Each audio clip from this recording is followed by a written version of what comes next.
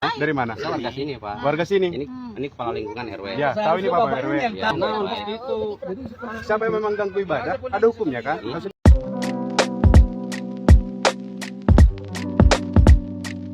Assalamualaikum, selamat datang kembali di channel ini. Balik lagi dengan saya Luis Prasetyo. Kali ini kita akan bahas lagi soal orang yang mengganggu ibadah lagi, guys. Dan sepertinya memang sekarang banyak juga yang mulai ingin mengganggu ibadah dari orang Kristen. Tapi ternyata ada yang berhasil untuk menghalang-halangi dengan cara mengingatkan bahwa seseorang yang mengganggu ibadah itu ternyata ada hukuman pidananya 1 tahun 6 bulan kalau nggak salah. Kita langsung aja nonton, ada video di Purwakarta di mana ada sebuah gereja yang diganggu ketika melakukan ibadah. dari mana? Warga sini, Pak. Warga sini. Ini kepala lingkungan RW. Ya, tahu ini Bapak RW. Ya, itu. Siapa yang memang ganggu ibadah? Ada hukumnya kan? Tahu sendiri kan? Bapak Indonesia bukan? Siapa yang mengganggu beribadah? Ada hukumnya kan? Tahu nggak aturannya Pak? Siapa yang mengganggu lagi beribadah? Ada hukumnya? Iya. Kalau perangkat pemerintah RW tahu konstitusi, tahu undang-undang. Jangan langsung. Jangan asal. Sekarang Udah Bapak. kita bukan di sini supaya selesai. kita bukan maksiat di sini, bukan maksiat. Ya kan ngomong tadi, silakan selesaikan dulu. Percuma aja. Saya nunggu di sini mau ngobrol. Perangkat pemerintah tetap. Foto-foto bubar. Kan nggak boleh gitu. Ini kejadian hari Minggu kemarin 19 Maret 2023 jam 11 siang. Ada warga ganggu ibadah Minggu jamaat GKPS Simalungun Purwakarta. Namun seperti kita lihat di video, pendeta dan jamaat berhasil ingatkan warga akan konsekuensi hukumnya. Ini wajib ditiru oleh seluruh pendeta dan jamaat Kristen di seluruh Indonesia. Jangan gentar, jangan takut, karena ibadah kalian dilindungi undang-undang. Kalau ada warga datang, ingatkan soal PRT Lampung yang ditahan. Karena membubarkan ibadah bisa kena pasal 175, pidana penjara 1 tahun 4 bulan. Jangan lupa sebarkan lagi videonya. Ya, jadi ini adalah video di mana seorang yang sedang beribadah digangguin, cuy. Dan pada akhirnya berhasil dibubarkan karena ya diingatkan lagi bahwa itu semuanya ada undang-undangnya. Dan saya ingin baca beberapa komen yang ada di sini sebenarnya. Ya, di sini ya. Permadi dia memberikan komentarnya seperti ini. Warga mencoba hentikan ibadah GKPS Simalungun di Purwakarta namun digagalkan Pak Pendeta dan jemaat yang ingatkan mereka ganggu ibadah bisa kena hukum, membuat warga gentar dan mundur. Ini wajib ditiru oleh seluruh pendeta dan jemaat Kristen di seluruh Indonesia.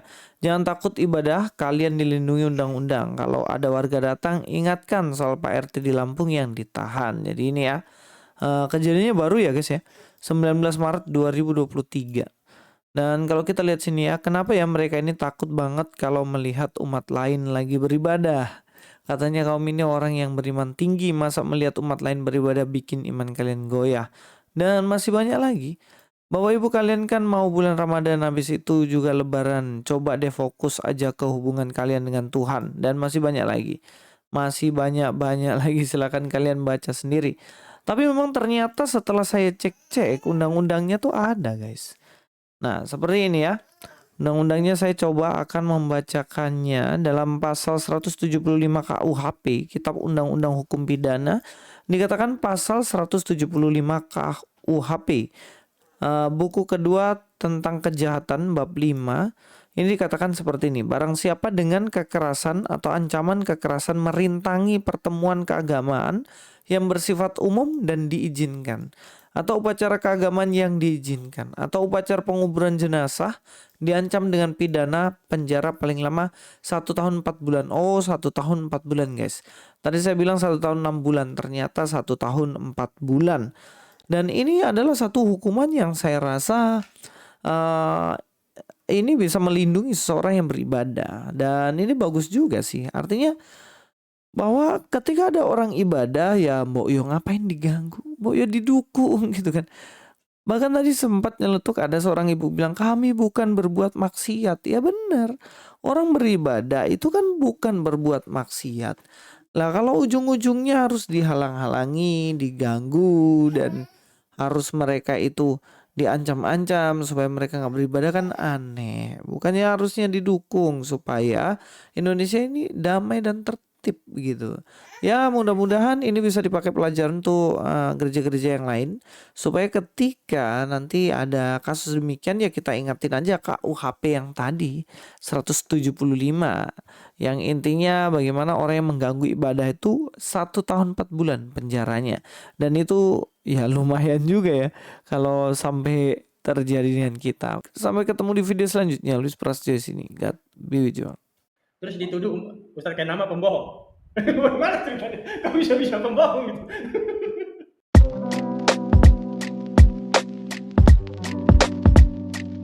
Assalamualaikum, selamat datang kembali di channel ini. Balik lagi dengan saya Luis Prasetyo dan kita akan bahas soal Aristo ya guys ya. Ya Aristo mualaf yang katanya alergi dengan agama yang terjemahan, tapi ketika diajak bahasa Ibrani ternyata dia sendiri tidak bisa bahasa Ibrani, pakai Alkitab terjemahan. Ya itu sudah, itu Aristo dan konco-konconya itu. Ya, kita akan bahas dia yang mana dia mengatakan bahwa orang Islam sebenarnya melakukan Alkitab dan dia mempelintir Alkitab, dan kita akan bongkar sajalah ada niat-niat buruknya Aristo ini untuk jelek-jelekin Kristen. Gini loh tuh, kalau itu emang butuh. Nah, buto ya kalau orang Jawa ya, bukan butuh ya. Nah, gini. Kamu mau cari jeleknya Alkitab, ujung-ujungnya kamu hanya bisa memelintir Alkitab itu. Karena Alkitab sudah dalam track nih, udah baik. Kalau kamu mau berusaha menjelekkan itu berarti kamu udah melenceng nih. Pasti yang buruk yang disampaikan. Nah, kita akan lihat pemelencengan, penipuan yang dilakukan oleh Aristo. Kita langsung nonton videonya. Ketika tadi Ustadz Kainama menampilkan Yohanes pasal 20 ayat yang ke-29. Berbahagialah mereka yang melihat aku, ya, dan berbahagialah mereka yang tidak melihat Tuhan, tidak melihat Bapa, tidak melihat Allah. Siapa yang mengimplementasikan ke dalam kehidupan sehari-hari? Ya umat Islam. Terus dituduh Ustadz Kainama pembohong. Bagaimana ceritanya? Kok bisa pembohong gitu? Jadi benar apa yang dikatakan oleh brother? Iya, silakan. Ya, ketawa lagi Aristo. Aristo ini kayaknya nggak sadar kalau dia keliru ya. Dia ketawa, dia bilang berbahagialah orang yang melihat aku dan berbahagialah yang tidak melihat Bapa katanya.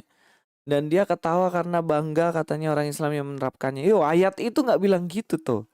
Nah, coba kalian lihat ya. Kamu lihat ini Aristo. Ayatnya bilang apa? Kata Yesus kepadanya, karena engkau telah melihat aku, maka engkau percaya. Berbahagialah mereka yang tidak melihat aku, namun percaya. Perhatikan Aristo. Kamu kan bilang berbahagia yang melihat dan berbahagia yang tidak melihat. Ya menurut dia itu yang melihat itu orang para murid, yang tidak melihat Allah itu adalah orang Islam, karena orang Islam nggak bisa melihat Allah Bapa. Aduh, kok bisa orang model begini naik haji gitu loh. Apa sih sebenarnya standar ukuran orang bisa naik haji? Ini saya bingung. Kok Aristo itu nggak tahu apa-apa bisa naik haji? Terus dia ngaku orang Kristen mualaf itu katanya pinter-pinter. Ini kalau saya lihat bukan pinter nih Aristo nih. Dia aja baca ayat nggak ngerti, nggak memahaminya. Dia bilang orang Islam yang benar karena nggak melihat Allah Bapa. Ayat itu nggak bilang gitu tuh. Ayat itu bilang apa? Ayo coba kita akan lihat ya. Aristo, kau lihat ini baik-baik. Nanti marah-marah ngajak debat. Pas ngajak debat keroyokan bawa satu kampung. Tuh Aristo. Oke, kita lihat ya. Kata Yesus kepadanya, karena engkau telah melihat aku. Ini dikatakan pada murid, maka engkau percaya. Para murid Yesus itu percaya. Ketika mereka melihat Yesus, mereka percaya kepada Yesus. Mereka percaya kepada Yesus karena mereka melihat. Kemudian Yesus memuji orang yang tidak melihat namun percaya. Kita perhatikan ya. Dalam bagian ini dikatakan, berbahagialah mereka yang tidak melihat namun percaya. Makarioi oi me idontes kai pisteusantes. Makarioi, berbahagialah oi me yang tidak idontes melihat dan percaya. Pistis ya, percaya. Jadi ini adalah ayat yang berbicara untuk orang-orang Kristen. Murid Yesus melihat Yesus percaya, wajar. Contohnya, Aristo lihat babi ketabrak bis. Kemudian ada orang percaya, oh tadi pagi ada babi ketabrak bis. Aristo langsung, oh iya benar-benar itu, saya percaya itu. Kemudian saya datang, ada apa? Oh tadi ada babi ketabrak bis, tapi saya nggak melihat. Dan saya, oh iya, saya percaya. Kalau kamu yang ngomong saya percaya. Berbahagialah saya yang tidak melihat itu tapi percaya. Orang Kristen tidak pernah melihat Yesus. Tetapi orang Kristen percaya kan keselamatan yang Yesus lakukan. Di situ berbicara mengenai Yesus, bukan Allah Bapa, Aristo. Baca baik-baik. Jadi berbahagialah kami ini yang tidak pernah melihat Yesus tapi percaya akan kesaksian para murid yang menyatakan Yesus sang juru selamat itu. Nah, sekarang pertanyaannya, apakah orang Islam percaya kepada Yesus yang tidak pernah mereka lihat? Enggak kan? Kalian kan menolak Yesus sebagai Tuhan dan Juru Selamat kan? Ya jadi nggak termasuk dalam bagian ini, Aristo. Nah, kamu jangan memelintir ayat. Itu tuh namanya memelintir ayat. Ayat itu dipelintir-pelintir, dirubah-rubah. Ini kebiasaan kamu. Makanya kenapa saya selalu nggak setuju kalau ada orang yang katanya, wow semua orang tuh hafal kitabnya. Nah, semua orang hafal kitabnya. Apakah jaminan hafal kitab? Nah ini aja Aristo salah-salah kutip ayat, iya nggak? Nah kalau yang tadi saya bilang, kalau sampai orang-orang Aristo mengaku Islam yang melakukan ayat itu, jelas ini adalah sesuatu yang keliru. Karena ayat itu kan mengharuskan untuk orang yang tidak melihat pun harus percaya bahwa Yesus Tuhan Juru Selamat kan. Begitu. Nah Aristo bela pembohong dengan kebohongan. Siapa yang dia bela? Kainama. Kainama itu kan pembohong. Nah, dia bela dengan kebohongan. Dia membela seorang pembohong. Seperti Kainama yang memelintir ayat itu dibela lagi dengan pemelintiran ayat. Kalau saya itu akan tegur orang yang bohong. Walaupun dia orang Kristen. Dia mengajarkan Kristen bohong, tegur. Saya pernah kan beberapa kali menegur orang-orang yang mana mereka mengajarkan sesuatu yang keliru. Saya tegur juga gitu loh. Jadi jangan kamu bela mentang-mentang satu agama, kamu bela kalau dia bohong gitu loh. Nah emangnya Pak Haji, kan dia sudah naik haji. Emangnya Pak Haji itu boleh ya bohong? Aristo ini kan haji, kok dia bohong gitu kan. Kalau pendeta ketahuan bohong, kena skorsing itu. Udah pasti kena disiplin. Oke, kita buka Efesus 4 ayat 25. Ya santai aja ya guys ya, kita santai aja. Efesus 4 ayat 25. Efesus 4 ayat 25, karena itu buanglah dusta dan berkatalah benar seorang kepada yang lain, karena kita adalah sesama anggota. Nah buanglah dusta dan berkatalah yang benar. Aduh ini punggung saya ini sampai sakit.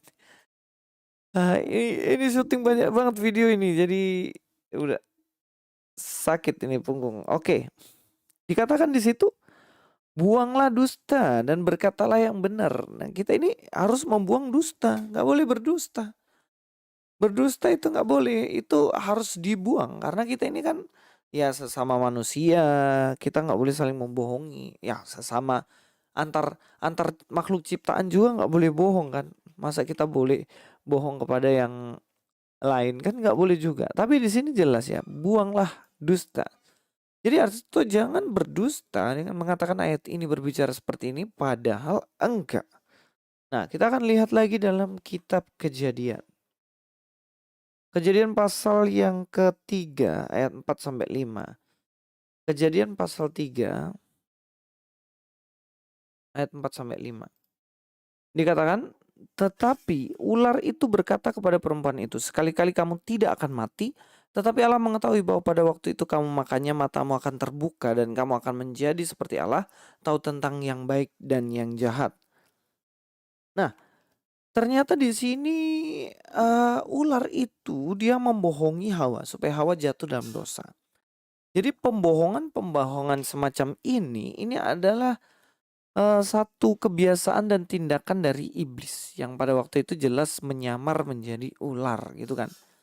Nah, penipuan yang model begini ini yang harus bertobat. Tak boleh. menipu untuk kepentingan diri sendiri, untuk membela sesuatu kemudian menipu dan membohongi. Itu karakter ular itu.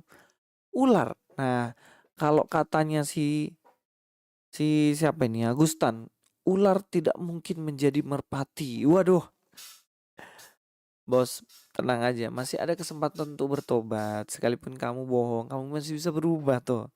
Ya, caranya gimana? Klarifikasi lah. Coba klarifikasi ayat ini nih. Saya mau tunggu kamu. Ya. Nah, jadi kalau kita lihat, jadilah orang yang berintegritas, jujur, bukan pembohong. Nah, saya sih harap begini ya. Aristo ini kan udah naik haji, udah mualaf. Jadilah haji yang berintegritas. Kamu sudah kunjungi rumah Allah, Tuhanmu. Jadilah integritas, jujur. Kan karakter ilahi, karakter yang Allah miliki itu kan jujur. Nah, kamu juga sebagai cermin dari ilahi itu, kamu harus jujur. Nah, saya harap Aristo bisa melakukan ini dengan baik. Mas Aristo nggak boleh bohong-bohong ya. Terima kasih, sampai ketemu di video selanjutnya. Luis Prasetyo sini. God be with you all.